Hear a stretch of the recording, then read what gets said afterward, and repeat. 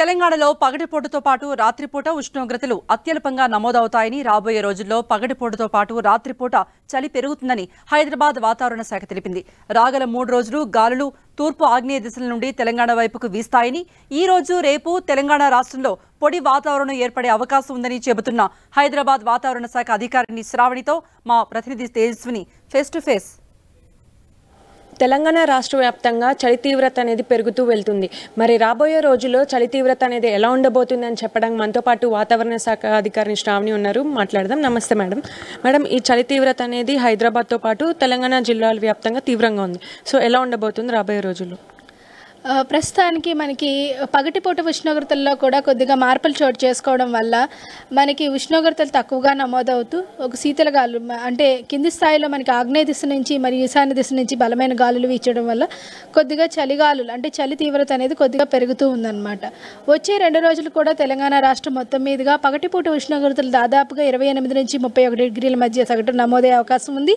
అలాగే రాత్రిపూట ఉష్ణోగ్రతలు కూడా దాదాపుగా 12.5 డిగ్రీల నుంచి 18 డిగ్రీల సగటున ఉష్ణోగ్రత నమోదయ్యే అవకాశం అయితే కనిపిస్తుంది. ముఖ్యంగా ఉత్తర తెలంగాణ జిల్లాలోని దాదాపుగా మనకి 13 నుంచి 15 డిగ్రీల మధ్య ఉష్ణోగ్రత నమోదయ్యే అవకాశం అయితే కనిపిస్తూ ఉంది.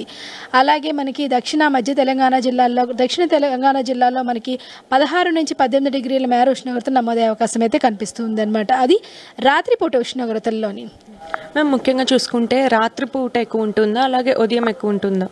సాధారణంగా మనకి పగటిపూట ఉష్ణోగ్రతలుగానే ఎక్కువగా ఉంటాయమ్మా. 27 నుంచి దాదాపుగా 30 డిగ్రీల మధ్య ఉంటుంది.